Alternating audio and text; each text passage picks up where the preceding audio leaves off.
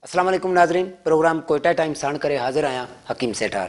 नाज़रीन, अॼु असांजे प्रोग्राम में असांजो जेको मोज़िज़ महिमान आहे अॻूणो वफ़ाक़ी वज़ीर ऐं चीफ सरदार यार मोहम्मद रिंद साहब। असीं कोशिशि कंदासीं त सरदार साहब सां बलोचिस्तान जी जेका सियासी सूरत हाल आहे उन हवाले सां का तफ़सील सां गुफ़्तगू करे सघूं। सरदार साहब अस्सलाम वालेकुम। वालेकुम सलाम सेठर साहब।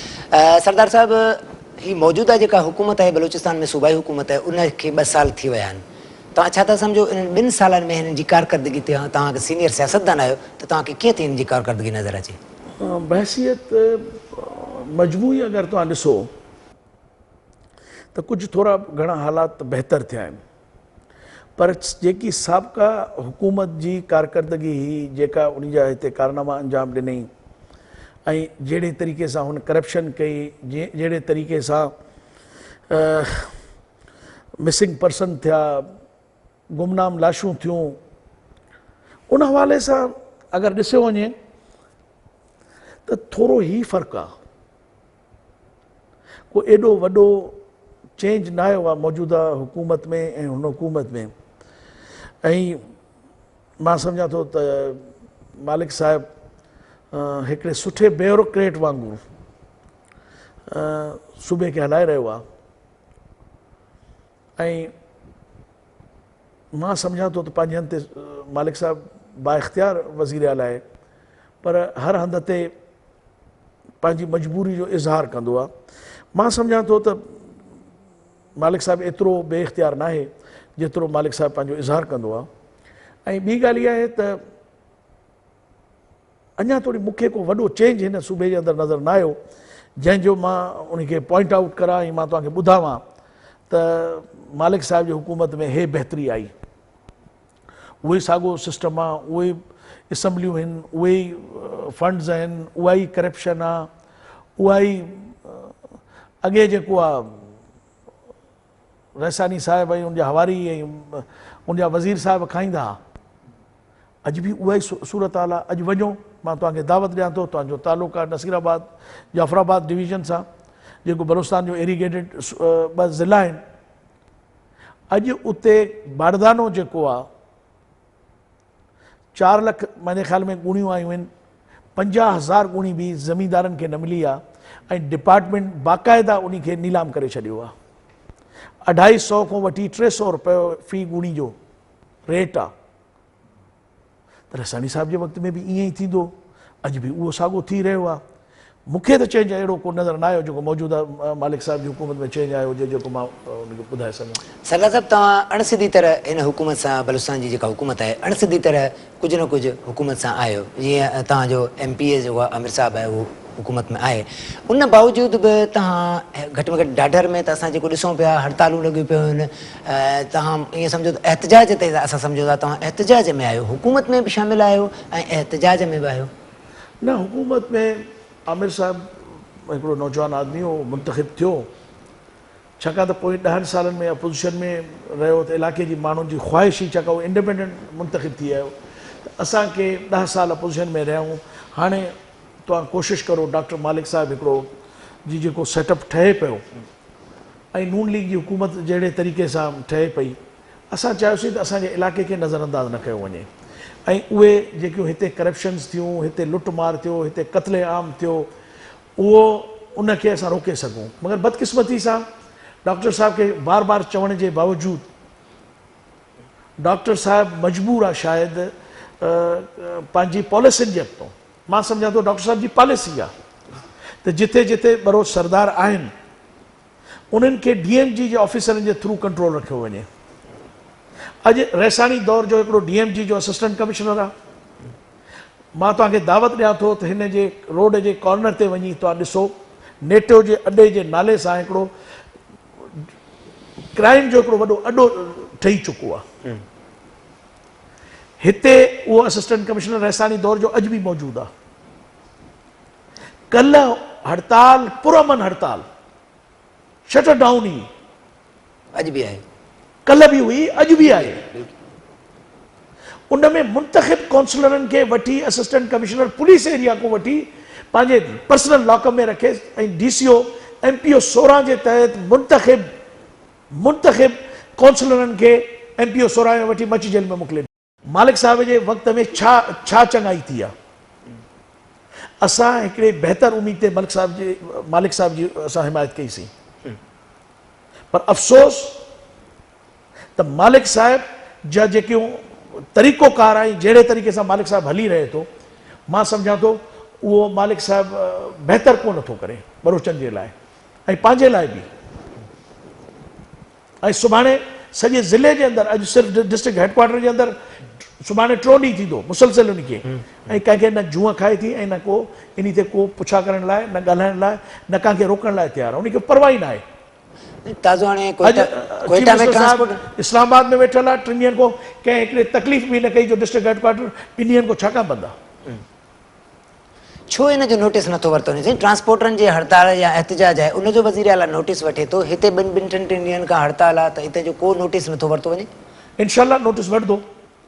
ऐं अगरि असां पहिरीं बि इहो वक़्तु गुज़ारियो आहे पोज़ीशन में, 22-23 साल गुज़ारियो आहे, हाणे बि गुज़ारण लाइ असां उनखे टाइम ॾिनोसीं इन उम्मीद जे मथां त उहो शायदि बलूचिस्तान जे लाइ कुझु बहितरी करे। रेको देक वारो मसइलो 20 ॾींहं गुज़ारे चीफ मिनिस्टर साहब वापसि आयो, छा करे आयो? साबिक़ा हुकूमत जे जेके अरबें खरबें रुपयनि जी जेकी करप्शन थी आहे, वज़ीर आला बलूचिस्तान उनजो नोटिस छाकाणि नथो वठे? आया असां बलूचिस्तान जी अवाम इन शइ खे सम्झण ते मजबूर कोन आहे त उहा इन लाइ उनजे ख़िलाफ़ एक्शन नथो खयो वञे त सुभाणे असांजा जेका मौजूदा हुकुमरान आहिनि, अचण वारा हुकुमरान हिननि जे ख़िलाफ़ एक्शन न खणनि? छा इहो साॻी पॉलिसी जेकी इस्लामाबाद में आहे साबिक़ा हुकुमराननि ऐं मौजूदा हुकुमराननि जे दरमियान, उहा हिते इम्प्लीमेंट नथी थिए?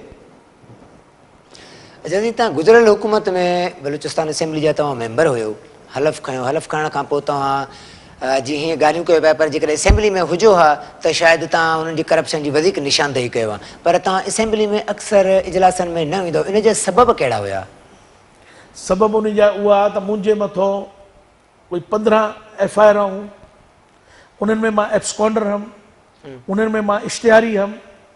मुंहिंजो पुटु जेको ज़िले नाज़िम हो, अनपो ज़िले नाज़िम हो, मजबूरन हुनखे एॾो तंग कयो वियो, हुन डिस्ट्रिक्ट काउंसिल जी नाज़मी को इस्तीफ़ो ॾिनो। हुनखे लाइ असांजे लाइ ज़मीन तंग कई वई। 11 महीननि में 46 माण्हू मुंहिंजा क़तल कया विया। अॼु उन कातिलनि खे मौजूदा हुकूमत बि प्रोटेक्शन ॾेई रही आहे। उन वक़्त में हिकिड़ो फरीद नामी हिते शख़्स मिठड़ी में रहंदो, वज़ीर आला साहब जो रिश्तेदार हो, जंहिंमें उनखे 12 पुलिस मोबाइलूं मिलंदियूं। अॼु बि मौजूदा डिप्टी कमिश्नर ऐं असिस्टेंट कमिश्नर, मां वज़ीर आला साहब ॾे वियुमि, चीफ सेक्रेटरी जे इतला बि ॾिनो अथमि, उन्हनि जे लाइ वेहण लाइ असांजे लाइ सिंध में माण्हू जेका अचनि था उन्हनि खे पुॼाइण जो फ़राइज़ जेका मौजूदा सूबाई हुकूमत ॾिए थी असांखे मारण जे लाइ, इन खां वधीक ॿियो छा असां चई सघूं था? सरदार साहब सां गॾु आहे, गुफ़्तगू जो सिलसिलो जारी आहे, पर हिते वक़्तु थी वियो आहे हिकु नंढिड़े वक़फ़े जो, असां सां गॾु।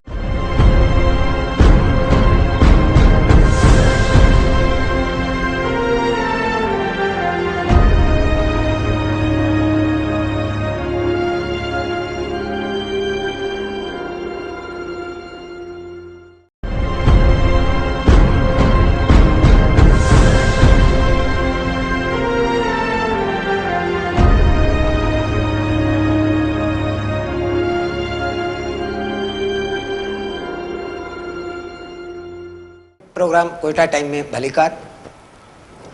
सरदार साहब, तव्हां बि सरदार आहियो, बलूचिस्तान में हिन वक़्तु तव्हां सरदार या नवाब जो जेको किरदारु आहे उनखे कीअं था ॾिसो? आया माज़ी में जेको सरदार जो किरदारु हुयो, नवाब जो किरदारु हुयो, उन में ऐं हिन मौजूदा दौर में सरदार जे किरदार में को फ़र्क़ु आहे? मां सम्झां थो त ज़मीन आसमान जो फ़र्क़ु आहे। बदकिस्मती सां जेको सरदारनि जो नवाब हिकिड़ो, मां तव्हांजी ख़िदमत में अर्ज़ु करां, हे हिकिड़ो अंग्रेज़नि जो टाइटल हो जेको वाणे खे बि मिलंदो, पंजाब जे हिकिड़े चौधरी खे बि मिलंदो, ऐं बलूचिस्तान जे चंद जेका अंग्रेज़नि जा ख़िदमतगार आहे उन्हनि खे बि मिलंदो। असल कुवत बलूचिस्तान जी जेकी हितों जी अवामी ऐं हितों जा सरदार आहे, ऐं सरदार थापियल कोन हूंदा, अवाम जा मुंतख़िब थियल हूंदा। आवाम हिकु दफ़ो ज़िंदगी में गॾु थी उनखे पंहिंजो सरदार मुंतखिब कंदी। इहो न हो जो हर 5 सालनि लाइ नओं सरदार हूंदो। हिकु दफ़ो ज़िंदगी में जॾहिं अॻियों सरदार न हूंदो, हादसाती तौर ते मरी वेंदो, क़तल थींदो या उनखे माज़ूल कयो वेंदो, त ॿिए सरदार खे ठाहियो वेंदो ता हयात। ऐं उहो बहसियत सरदार जे नुमाइंदे जे उन्हनि जो पंहिंजो हक़ अदा कंदो, जेको बदकिस्मती सां हाणे असांजा सरदार नवाब न करे रहिया आहिनि। हिन वक़्तु बलूचिस्तान में जेकी रेस लॻी पई आहे सरदारनि नवाबनि में, हितो जे मोतबरी मननि में, पर शुक्र अलहमदुल्ला हाणे त मिडल क्लास ऐं लोअर क्लास बि तव्हां ॾिसी वरिती, उनखे बि अवाम आज़माए वेंदो। बदकिस्मती मुंहिंजे ख़्याल में पूरे बलूचिस्तान जी त रेस लॻी पई आहे त बलूचिस्तान में केरु केतिरा वसाइल वधीक लुटे थो, केरु केतिरा वसाइल लुटे थो ऐं केतिरो वधीक पैसो ठाहे सघे थो। माज़ी में सरदार उन लाइ अॼु बलूचिस्तान जे अंदरि जेको सरदार आहे उहो अफेक्टिव न आहे, मौसर न आहे। ऐं सरदारनि जे ख़िलाफ़ बाक़ाइदा हिकिड़ी मुंतज़िम हिकिड़ी साज़िश आहे ऐं बाक़ाइदा ऑर्गेनाइज़ तरीक़े सां उन्हनि जे अंदरि इख़्तिलाफ़ात पैदा कया वेंदा आहिनि, क़ौम खे विढ़ायो वेंदो आहे, उन जे अंदरि हिकु क़बीले में 2-2, 3-3 सरदार पैदा कया वेंदा आहिनि ताकी उहे ग़ैर मौसर ऐं यूज़लेस हुजनि। ऐं अॼु सरदार जेको आहे हिते बलूचिस्तान में एतिरो मौसर न आहे। बदकिस्मती सां जेका चंद मौसर सरदार आहे जंहिंजे मथां अवाम एतमाद कंदी, उहे अॼु असांजे विच में न आहिनि। जीअं सर संडेमन बलूचिस्तान में बलूचिस्तान जी तारीख़ आहे त हुन सरदारनि खे मज़बूत कयो ऐं अंग्रेज़ हुकूमत जेका आहे उहा कामयाबी सां हलंदी रही। हिन वक़्तु तव्हां सम्झो था जेकॾहिं बलूचिस्तान में सरदारनि खे अख़्तियार ॾिना वञनि, सरदारी निज़ाम खे नाफ़िज़ कयो वञे त बलूचिस्तान जी सूरत हाल में फ़र्क़ु ईंदो? मां अर्ज़ु करां तव्हांजी ख़िदमत में, इहो मां सम्झां थो त पुराणे हिकिड़ी पुराणी फिल्म खे उहो रिवाइंड करिणो पवंदो, उन तरीक़े सां उहो कोन थी सघंदो। पुराणे दौर खे असां अॼु खे 50 साल 100 साल पुराणे वक़्त खे असां अॼु जे दौर में इम्प्लीमेंट न करे सघंदासीं। अॼु हे जेको जमहूरी निज़ाम आहे, सिस्टम आहे, इन खे हक़ीक़ी तौर ते छॾियो वञे ऐं बलूचिस्तान जे अवाम खे इहो इख़्तियार ॾिनो वञे त उहे पंहिंजा हक़ीक़ी नुमाइंदा चूंडनि। अॼु बलूचिस्तान जे अंदरि असैम्बली जे अंदरि 50% अॼु बि उहे माण्हू आहिनि जेका अवाम जा मुंतखिब न आहिनि, इम्पोज़ थियल आहिनि। इन लाइ अॼु बि मुंहिंजी रिक्वेस्ट इहा आहे त ख़ुदा अगरि हिन सूबे खे पुरअमन रखिणो आहे, हिन मुल्क खे मज़बूत रखिणो आहे, हिन पाकिस्तान खे हलाइणो आहे ऐं पाकिस्तान जे अंदरि मां इहो सम्झां थो त जेको किरदारु बलूचिस्तान जी धरती, बलूचिस्तान जी सरज़मीन, बलूचिस्तान जो सूबो अदा करे सघे थो, ॿिया सूबा कोन करे सघंदा। हिन जा वसाइल अॼु बि उहे आहिनि जंहिंखे अञा तोणी टच बि न कयो वियो आहे। ऐं अगरि सही तरीक़े सां ईमानदाराना तरीक़े सां जंहिंमें बलूचिस्तान जी मख़लूक जो बि शेयर ॾिनो वञे, उन्हनि जो बि हिसो ॾिनो वञे ऐं उन्हनि खे बि एतमाद में वठियो वञे, मां सम्झां थो त पाकिस्तान बलूचिस्तान न पर पाकिस्तान जी क़िस्मत चेंज थी सघे थी। सर चवण जो मक़सदु हुयो त सरदार सनाउल्लाह ज़हरी केतिरा ई भेरा ईअं मुतालबो कयो आहे त बलूचिस्तान में सरदारी निज़ाम नाफ़िज़ कयो वञे, छाकाणि त पोइ असां इलाइक़े वाइज़ उनखे संभाले सघूं था। त तव्हांजो चवणु आहे त इन सां जमहूरियत खे ख़तरो आहे? मां इहो कॾहिं बि न चयो। मूं तव्हांखे इहो चयो त सरदारी निज़ाम हज़ारे साल पुराणो आहे। सही। अॼु तव्हांजे मुल्क में डेमोक्रेसी आहे, अॼु 21वीं सदी आहे। तव्हां अॼु को 500-1000 साल पुराणो हिकिड़ो निज़ाम हिते इम्पोज़ नथा करे सघो, पर ॻाल्हि इहा आहे त उन खे पंहिंजे हिकु नेचुरल तरीक़े सां ख़तमु थियणु ॾियो न।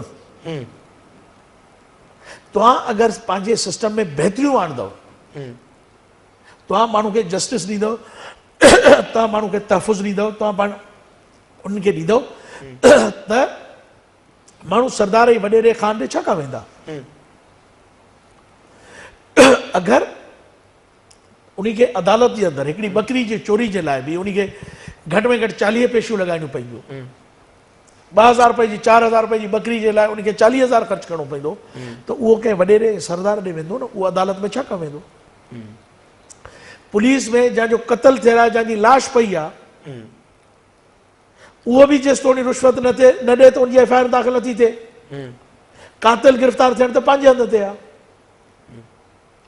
अर्ज़ु इहो आहे तव्हांखे हिन सिस्टम मुल्क जे अंदरि ख़ुदारा सिस्टम खे बहितर करिणो पवंदो ऐं करप्ट जेको हिन मुआशरे जे अंदरि निज़ाम आहे ऐं माण्हू आहिनि जंहिंखे बार बार तव्हां मौक़ो ॾियो था, आणो था, तव्हांखे चङे माण्हुनि जो इंतख़ाब करणो पवंदो। ऐं बदकिस्मती असांजे हिन मुल्क सूबे जी ख़ासि तौरु सिंध ऐं बलोचिस्तान जी आहे त जॾहिं असां 5 साल रोईंदा ऐं पिटंदा रहंदा आहियूं, जॾहिं असांखे टाइम मिलंदो आहे पंहिंजे सही मुंतख़िब नुमाइंदे करण जो, पोइ असां कबीले खे ॾिसंदा आहियूं, क़ौम खे ॾिसंदा आहियूं, पैसे खे ॾिसंदा आहियूं, तालुक खे ॾिसंदा आहियूं।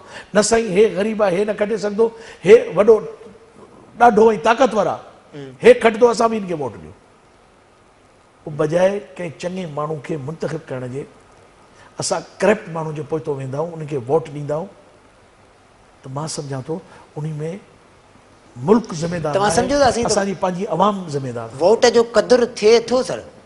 असां त ॾिठो आहे त वोट हिक खे वधीक था मिली वञनि, खटण जो ऐलान कयो ॿिए जो थी थो वञे। ॻाल्हि ॿुधो न, हे मौजूदा जेको इलेक्शन्स आहिनि, इहे त इलेक्शन हुआ ई न, हे त RO ऐं DRO जो इलेक्शन आहे।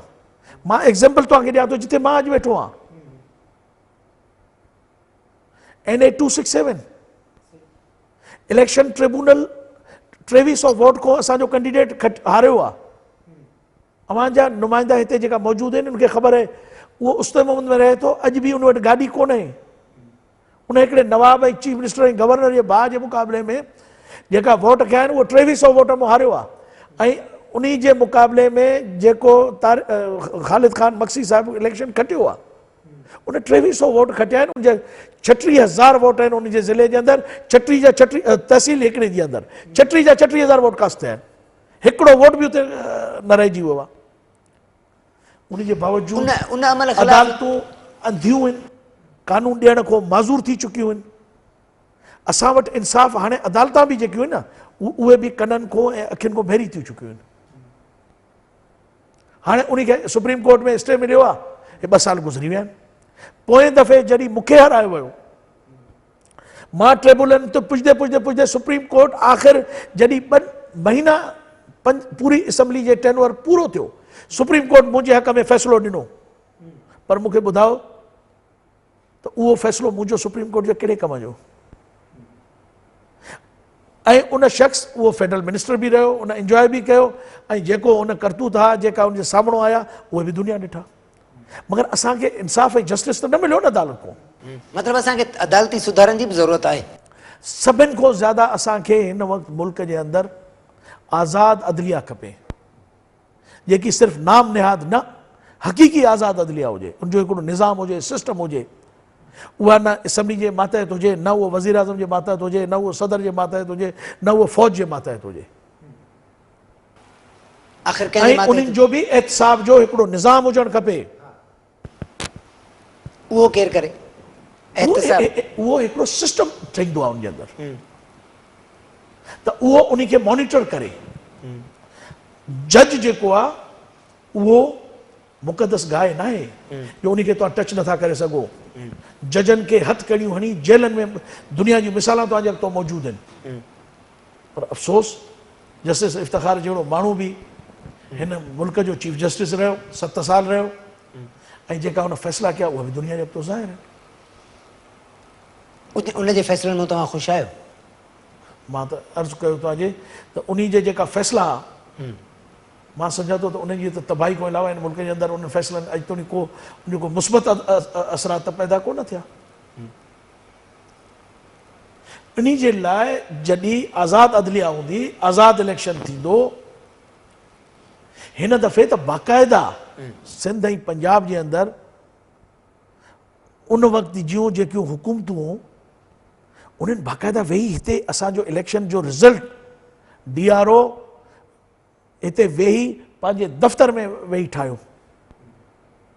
असां रिज़ल्ट ॾिनोसीं, इलेक्शन ट्रिब्यूनल में असां सबूत ॾिनासीं, इलेक्शन ट्रिब्यूनल असांजे हक़ में फ़ैसिलो ॾिनो, नई इलेक्शन जो अनाउंसमेंट थी, उहो त सुप्रीम कोर्ट स्टे ॾेई छॾियो, ऐं 2 सालनि खां सुप्रीम कोर्ट उनजे मथां वेठी आहे।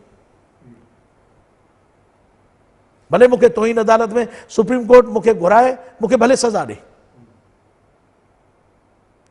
पर असां मजबूर हूं।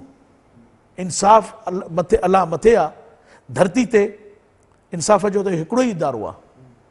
इहे जेसितोणी सही न थींदा, हे जेको अॼु हले थो त अॼु फलाणो अची वियो, अॼु हुकूमत में फलाणो अची वियो, अॼु हे पाकिस्तान जो सिस्टम सही कंदो, कॾहिं बि इन मुल्क जो सिस्टम सही न थींदो।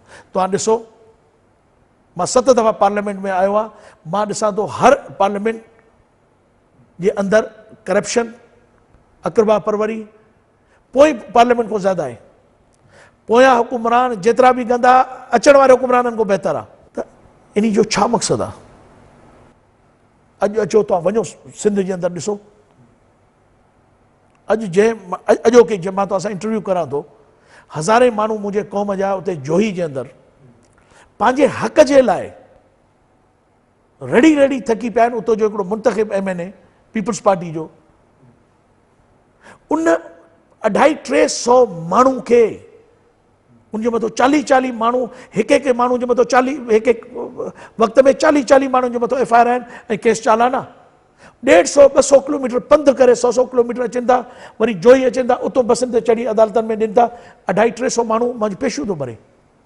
अगरि मां उनजी हेल्प न करां त जीअं हो ॿियनि माण्हुनि जूं ज़मीना, मिल्कियतूं, जाइदादूं कब्ज़ा करे विया, हिन जूं बि करे वञनि। अॼु मुंहिंजो पुटु उन्हनि सां गॾु जबल जे, न उते पीअण जो पाणी आहे, न सुम्हण लाइ बिस्तरो आहे, उते ज़मीननि में उन्हनि सां पंहिंजी क़ौम सां उते गॾु वेठो आहे। अॼु सिंध, मूंखे हींअर इतला मिली आहे त सिंध गवर्नमेंट बाक़ाइदा उते 2-3 ज़िलनि जूं पुलिसूं गॾु करे रही आहे, बख़्तरबंद गॾु करे रही आहे, ऐं उते जे SP खे, जेको मुतलका SP आहे, उनखे हटाए नवां SP मोकिले उते इन लाइ त वञो उते कार्रवाई करो ऐं उन्हनि खे डिस्पर्स करो। सिर्फ़ु जेको को उन वटि हथियार न आहे, को शइ न आहे, सिर्फ़ु रस्ते ते वञी वेही प्रोटेस्ट करनि था, उहा बि उनखे, जेको जमहूरियत जा अलमबरदार आहिनि, उहो बर्दाश्त नथो थिए। सरदार साहब सां गॾु आहे, गुफ़्तगू जो सिलसिलो जारी आहे, पर हिते वक़्तु थी वियो आहे हिकु नंढड़े वक़फ़े जो। असां सां गॾु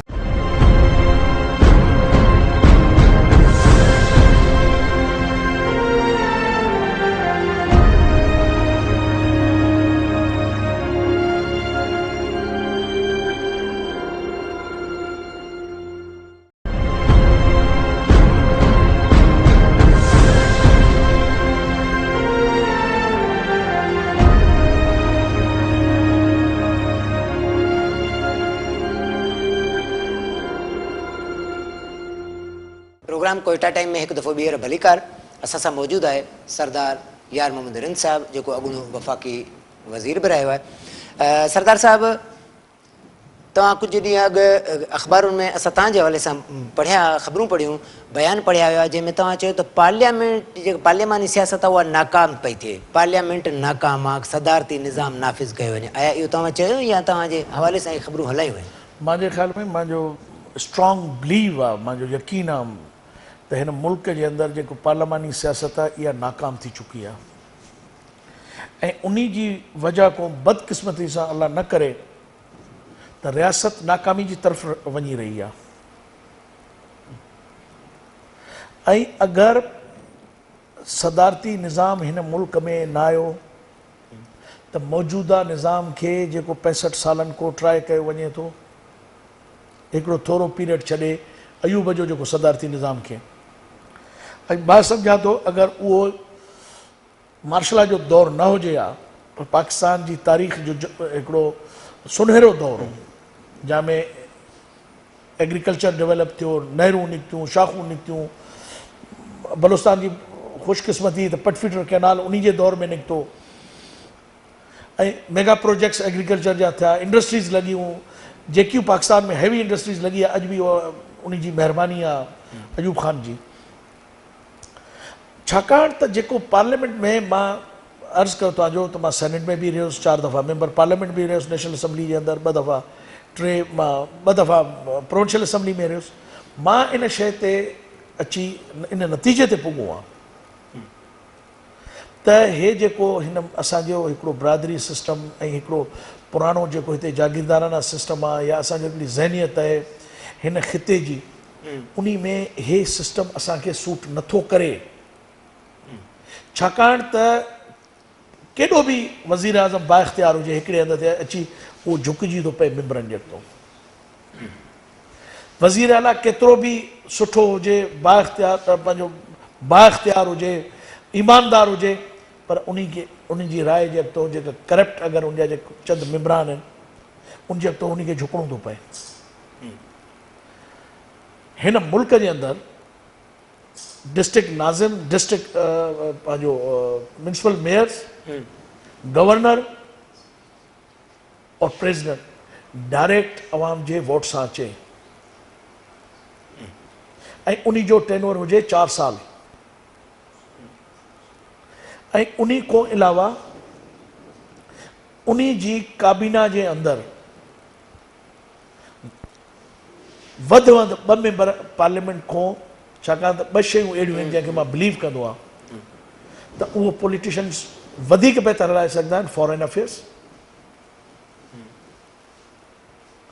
उन्ही खे 2 मिनट खां अलावा बाक़ी जेतिरा माण्हू खणे उन्ही जी बि हिकिड़ी हद हुजे प्रेसिडेंट जे लाइ इहो ज़ुल्म न हुजे हिन मुल्क में जो 70 फेडरल मिनिस्टर हूंदा आहिनि हा फेडरल मिनिस्टर खे उन्ही खे 2 मिनिस्टर पार्लियामेंट को खणी सघे थो पंहिंजो नेशनल असेंबली को ऐं बाक़ी उन जी जेकी टीम हुजे उहा टेक्नोक्रेट्स जी टीम हुजे जेको ॼाणे सघे इंडस्ट्रीज़ खे हलाइण लाइ इंडस्ट्रियलिस्ट हुजणु खपे एग्रीकल्चर खे हलाइण लाइ एग्रीकल्चरिस्ट हुजणु खपे न कि हिकिड़ो फेडरल सेक्रेटरी हुजणु खपे हे ब्यूरोक्रेसी जो हिकिड़ो ढकोसलो आहे त हिकिड़ो DMG जो ऑफिसर जेको आहे उहो लाश दफ़नाइण खां वठी हुकुमरानी करण तोड़ी कब्रिस्ताननि खे ठीकु करण खां वठी इंडस्ट्री खे ठीकु करण तोड़ी सॼो DMG जो करे सघे थो हे हिकिड़ो जीअं सियासतदाननि हिन मुल्क खे यरमाल ठाहियो आहे इन तरीक़े सां DMG बि उनखे करे चुकी आहे हा हुजणु खपे ब्यूरोक्रेट उहो हुजणु खपे जेको उन पार्टी सां उन प्रोग्राम सां टेक्नोक्रेट उहो उन पार्टी सां लॉयल हुजे ऐं उनखे इहो ख़बर हुजे त मां अॼु इन जी सही पॉलिसी कंदुसि ऐं मुल्क हलंदो त ॿीहर मां बि हूंदुसि मुंहिंजी पार्टी बि हूंदी ब्यूरोक्रेट खे कहिड़ो फ़र्क़ु पए थो अॼु तव्हां बि हुकुमरान हूंदो तॾहिं बि तोसां गॾु हूंदा सुभाणे मां हुकुमरान हूंदुमि मूंसां बि गॾु हूंदा ऐं उन सदर खे या गवर्नर खे जेको सूबो हलाईंदो या मुल्क हलाईंदो उन्ही खे ख़बर आहे त मूंखे डायरेक्टली अवाम जे वोट वठिणो आहे त उहो फ़ैसिलो कंदो जेको अवाम जे हक़ में हूंदो न कि ज़ाती मुफ़ादनि खे ॾिसी उहो फ़ैसिलो कंदो अच्छा जी सदारती निज़ाम अचण सां जमहूरियत खे तव्हां नथा सम्झो को ख़तरो थींदो जमहूरियत ही त सदारती निज़ाम जो नालो आहे हिन वक़्तु सभिनि खां वॾो चैंपियन जेको आहे उहो अमेरिका में वेठो उहो सदारती निज़ाम आहे न असां अमेरिका जी हर शइ कॉपी करणु चाहियूं था एक्सेप्ट सदारती निज़ाम छाकाणि त उहो असांखे वारो नथो कहे ऐं ॿी ॻाल्हि इहा आहे त इहे इख़्तियारात जीअं कल्ह सिंध जे तव्हांजे फाइनेंस मिनिस्टर चयो फूड सिक्योरिटी छा तमाशो आहे एग्रीकल्चर डिपार्टमेंट सूबे जे हथ में आहे फूड सिक्योरिटी मर्कज़ जे हथ में आहे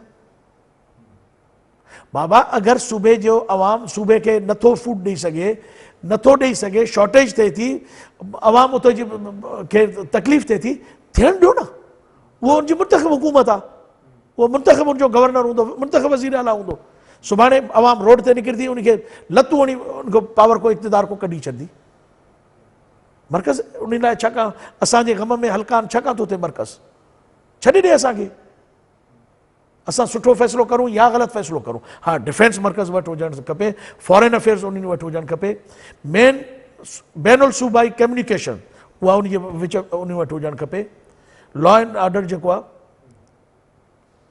इहो उन वटि हुजणु खपे आर्मी उन वटि हुजणु खपे हिकिड़ा 5-6 सब्जेक्ट्स अहिड़ा आहिनि फॉरेन अफेयर्स डिफेंस ऐं सूबे जी जेको बिटवीन जेको कोऑर्डिनेशन्स आहे उन जी मिनिस्ट्री ऐं मर्कज़ जी जेका मेन फाइनेंस जो को हिकिड़ो पोर्शन उन वटि हुजणु खपे 4-5 जेका सब्जेक्ट्स आहिनि वेही सूबा उन सां करनि ऐं उहे सदर साहिब जे इख़्तियार में हुजनि बाक़ी सूबा ख़ुदि मुख़्तियार हुजनि अगरि सूबनि खे तव्हां मोहताज रखे हिकिड़ो तमाशो हिते ठाहो था हिन वक़्तु सूबे वटि को ख़ुदि मुख़्तियारी न आहे मोहताज आहे चीफ मिनिस्टर केॾो पावरफुल हुजे बलूचिस्तान जी तारीख़ तव्हांजे अॻितो गवाह आहे पीपल्स पार्टी आहे 2 MP आहे उन सूबे में हुकूमत ठाही मुस्लिम लीग वटि हिकिड़ो माण्हू न हो अॼु 27 माण्हुनि सां गॾु आहिनि काफ लीग जो वजूद न हो उन पंहिंजो वज़ीर आला ठाहे छॾी छाकाणि मर्कज़ में उनजी हुकूमत थी छाकाणि बलूचिस्तान जी अवाम इन शइ ते 100% हाणे उनजो यकीन आहे त असां कंहिंखे बि मुंतख़िब करे मोकिलींदासीं अगरि मर्कज़ में असां उनखे वोट न कयोसीं त असांजा मुंतख़िब नुमाइंदा हिते पंहिंजी हुकूमत न हलाए सघंदा असेंबली में न वेही सघंदा नाज़रीन सरदार साहब असां सां गॾु आहे पर हिते वक़्तु थी वियो आहे नंढड़े वक़्त जो असां सां गॾु आहे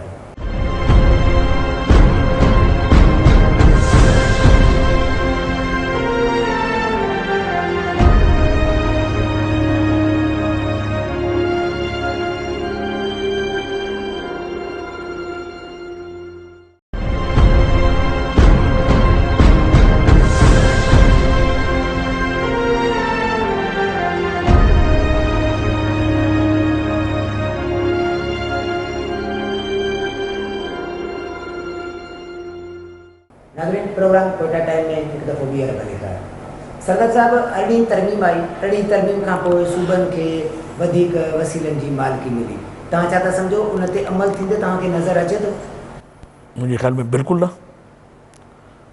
को फ़र्क़ु मूंखे महसूसु न थियो न मुंहिंजे ख़्याल में आवाम खे को महसूसु थियो जीअं मूं चयो एग्रीकल्चर हिननि खे ॾिनो फूड सेक्रेटरी पाण वटि रखे छॾियो एजुकेशन सूबे खे ॾिनो हायर एजुकेशन पाण वटि रखे छॾियो यूनिवर्सिटियूं अदारा सभु उनजा मुहताज आहिनि उते हिकिड़ो पाण हिकिड़ो स्टेट विदिन स्टेट हिकिड़ी अलहदा बादशाहत उहे इस्लामाबाद में उते ठाहे वेठा आहिनि एग्रीकल्चर उन्हनि वटि आहे हेल्थ उन्हनि वटि आहे फूड उन्हनि वटि आहे हायर एजुकेशन उन्हनि वटि आहे कम्युनिकेशन उन्हनि वटि आहे शिपिंग उन्हनि वटि आहे बाक़ी सूबनि वटि छा मिलियो आहे सूबनि खे पोइ सरदार अख्तर मैगल जी ॻाल्हि वांगुरु त अरिड़हीं तरमीम लॉलीपॉप मुंहिंजे ख़्याल में लॉलीपॉप बि हिकिड़े ॿार जे लाइ आहे कि थोरो बि समझदार माण्हू हूंदो त मुंहिंजे ख़्याल में उहो बि उन सां राज़ी न थींदो का शइ न आहे इहो हिकिड़ो माण्हुनि खे हिकिड़ो बेवकूफ़ मतिलबु चंदेड़ा माण्हू आहिनि जेके अञा होपफुल आहिनि उन उमेद लगाए वेठा त शायदि इन 18वीं तरमीम में कुझु मिली सघे सूबनि खे मां सम्झां त कुझु न मिलियो रिकॉर्डिक मामले ते वज़ीर आला बलूचिस्तान आलमी अदालत बकौल हुनजे त हू आलमी अदालत में केस हले थो ऐं हर ॿुधणी ते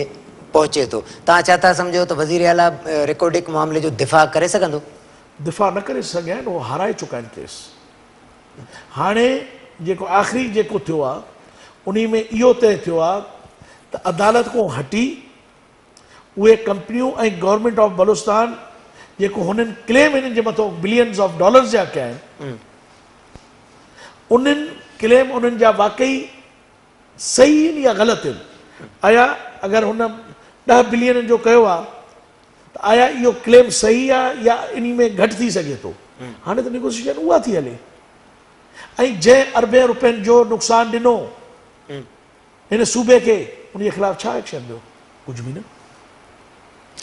मालिक साहिब त मां सम्झां थो मुंहिंजे लाइ वॾो क़ाबिले इज़त आहे क़ाबिले एतिराम आहे मुंहिंजो ज़ाती दोस्त आहे मुंहिंजे ख़्याल में चौधरी शुजात हुसैन साहिब जो वॾो मोतक़िद ऐं फॉलोअर आहे नवाब अर्ज़ु करां जी जी उहो चौधरी साहिब वांगुरु हर शइ ते मिटी पाए थो छॾे हे अरबे खरबे जेका सॼी ज़िंदगी उहो नारा हणंदा रहिया हिकिड़ो केस उनजे वक़्त में दाख़िल न थियो आहे हिकिड़ो केस अञा ताईं उनजे ख़िलाफ़ फ़ैसिलो न आयो आहे अगरि केस दाख़िल बि थियो आहे त कहिड़ो फ़र्क़ु थियो आहे पर थिया न आहिनि कंहिं वॾे माण्हू ते को एफ आई आर दाख़िल न थी आहे जेका करप्शन किंग्स सॾिबा आहे हिते बलूचिस्तान जे अंदरि उन्हनि जे ख़िलाफ़ को एक्शन न थियो अॼु हुकूमतनि में वेठा आहिनि नवाब असलम रईसाणी दावा करे थो त उनजी हुकूमत खे जेको ख़तमु कयो वियो उहो रिकॉर्डिक मामले ते स्टेट वठण जे करे थियो तव्हांखे इहो नज़र अचे थो जी हा इहो हक़ीक़त आहे उहो नवाब रईसानी सही थो चए छाकाणि त मर्कज़ 500 मिलियन वरिता हुआ मौजूदा कंपनियुनि खां उन जे लाइ मुआइदो करण लाइ जॾहिं उहे इस्लाम हिते बलूचिस्तान में अची हिननि सां मिलिया ऐं इस्लामाबाद में मीटिंग थियूं रईसानी साहिब $200 मिलियन घुरिया $200 मिलियन घुरिया मौजूदा इन्हनि कंपनियुनि खां त मूंखे ॾियो त मां एग्रीमेंट कंदुसि न त न कंदुसि उन में मर्कज़ में ऐं सूबे में झगड़ो थी पियो ऐं रईसानी साहिब त पंहिंजा टेनओवर जा 5 साल पूरा कया छा उनजी हुकूमत खे हटाइबो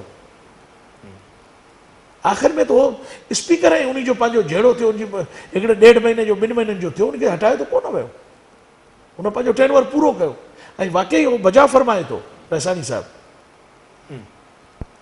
त उन जे वक़्त में उन कंपनी को $500 मिलियन वरिता विया मर्कज़ खां ऐं 200 मिलियन हिन घुराया हिनखे न ॾिना विया जंहिंजे सूरत में हुन इनकारी थियो ऐं अॼु सूरत हले अच्छा सरदार साहब बलूचिस्तान में अलहदगी पसंद तंज़ीम तहरीकूं बि हलनि पियूं लीडर साहिबान बि उन्हनि जा ॿार लंडन में स्विट्ज़रलैंड उते वेठा आहिनि पर बलूचिस्तान में जीअं हाणे ताज़ो मरहूम नवाबज़ादा तलाल अकबर भुट्टी साहिब चयो पियो त हुननि नाराज़ बलोच अॻवान खे परचाइण लाइ हिकिड़ो क़ौमी जरगो जेको आहे उहो तश्कील ॾिनो वञे जंहिंमें सरदार बि हुजनि क़बीलनि जा अस्करी इदारनि जा माण्हू बि हुजनि सियासी अॻवान हुजनि तव्हां छा था सम्झो त जेकॾहिं अहिड़ो को जरगो तरतीब ॾिनो वञे ऐं उन्हनि नाराज़ अॻवाननि सां ॻाल्हियूं कजनि त केतिरो मुमकिन आहे त उहो क़ौमी धारा में अची वञनि पर जेका असांजा